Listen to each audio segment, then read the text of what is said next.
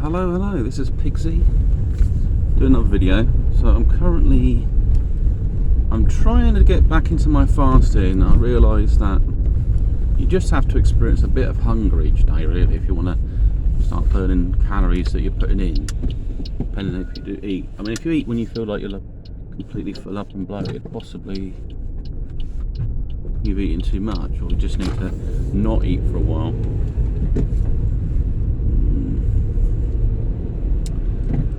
So, basically my fasting consists, like I had a coffee this morning, but I did have a bit of cocoa in it. Cocoa with black coffee. Didn't really look milky or anything. There could be some sort of milk powder in it, but I didn't have any other sugar or anything to it. So that's like my breakfast, and just go around the rest of the day, see how I go. I probably get hungry around midday, but then essentially once I've had one meal, do the nomad, then just keep going from there, or it possibly longer than the nomad, depending on your body. You've got to run with your feelings, basically. So it's got to be fun, not painful. Sometimes you've got to build up to these things, and then you can extend it. If you start having any sort of ill effects, then you have to consider the impact of that. You might enter a little bit into it because you're building up resistance. You're not trying to compromise yourself in some way. So that's one thing, sort of looking at the MGTOW experiment, because I've talked about finance, I've talked about crypto. I think I've pretty much got it set up. It's working. So I got these node things, and because they were so cheap at the entry price, I mean for about 130 I got like 10 of these nodes, or more than that, 10 or 11, and they basically can produce a node a day, which is like 10, over 10, it's about 13 tokens. So at the moment they produce about 16, and I'm just going to keep getting the nodes up and up and up, and what that means is, because the price of the tokens is over $1, so it's like I don't know, 150, something like that. So $1.50, and I just keep, let's say, get it up to 100, and it'll be like 150, I think. And then again, we've got 10, so 10 times 10, yeah. So. And then I'll repeat the same process on another wallet. It's a lot quicker the second time, because when by the time you get to 100, so basically when you get over above 10, you're producing like because it's 1.5 a day, you produce 15, you get enough, because it's only about 13 for a node. And so once you get to 10, you say you can produce one a day, and then when you get to 20, you can produce 2 a day, and when you get to 30, you can produce 3 a day, and so on. So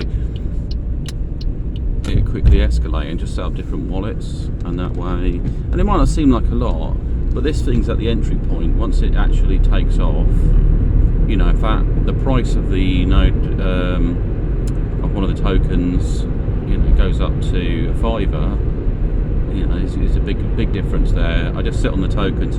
I think what you do is a process called cashing out, where either you ladder out, where you don't want to crash the price because you've got such a large amount. Maybe you just do a little bit, because you're not going to let people buy up the dips, so you maintain your earnings. Or you do a big sale, and then you cause a bit of a crash, and then maybe you buy in at a lower level, buy some, or you might notice a change. Depends how much you got of something. And also you time in the market and other things like that. News. So that's one thing. So on the other thing I'm going to do with my MGTOW is a lot of it's about relationships. So I do dabble on this, like Russian Cupid, and so I've had a lot of people write to me, and not all of them fit my criteria. So I'm going to readapt my profile and just write it so I'm open to relationships, or a relationship, depending on circumstances. And I'll be quite careful how I put it. It's just to say, sometimes things, if you're looking for the one and they're not, I probably won't say it like that, but I think basically then I can maximise what I get out of the relationship. So I guess I'm looking for success. I explain that, you know, I'm looking for a success, and I realise there's a lot of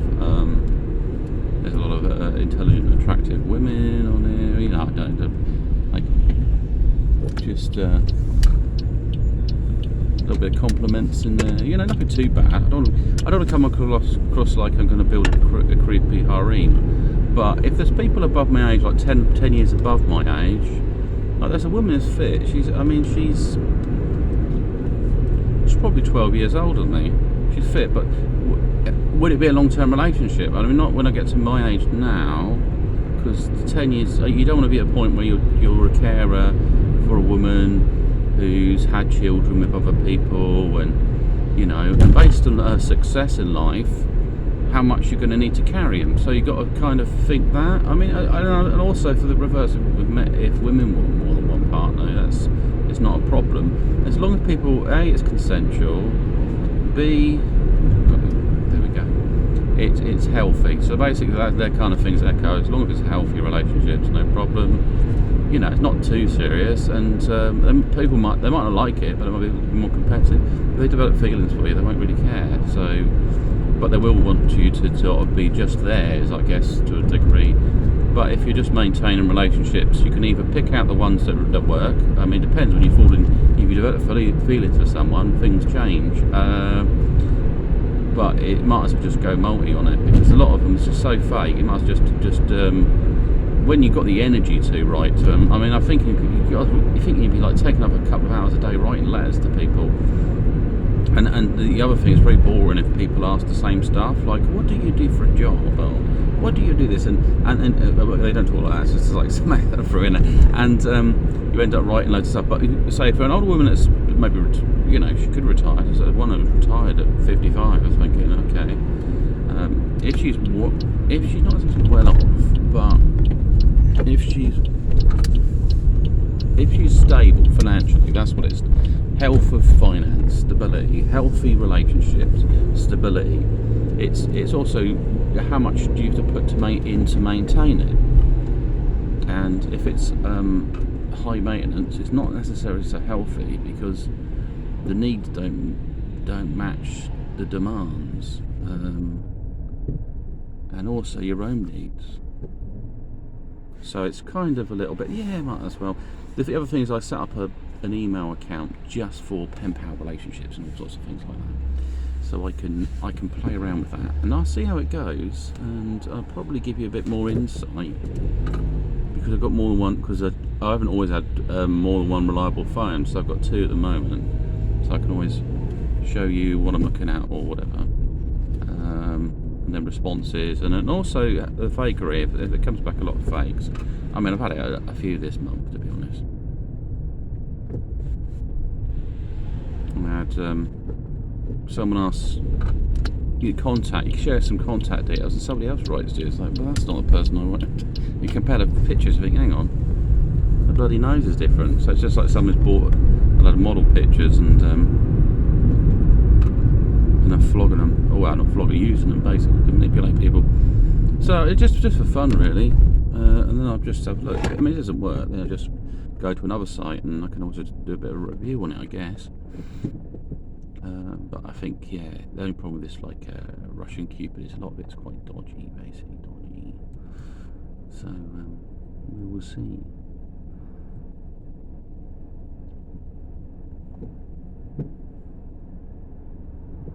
But that's one thing. It's just to have a new plan. So basically, go back, look at the, you know, could look at where it went wrong, where it went right, what's going on with your life, you know, a roadmap basically.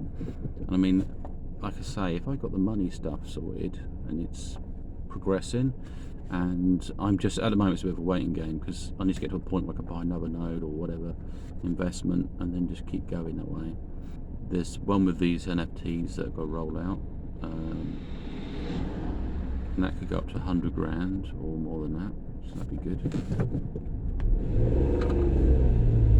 And then there's something called auto compounding.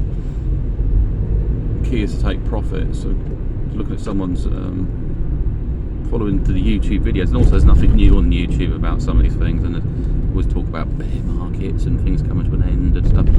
So just setting it up so it keeps going. But it's all this junk stuff that's out there, investments as well. Like zombie Inu. Do I really want a zombie Inu? It's like, you know, it might look interesting, but I don't think it's going to make me rich or anything. It's just a fad, basically. It's just going to be a phase. Oh. Let's just go here.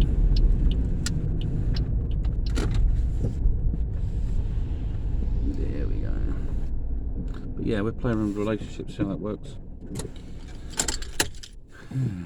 It's just getting the wording right. But then why not? Why not get what you want in life? And, you know, not everyone would approve. But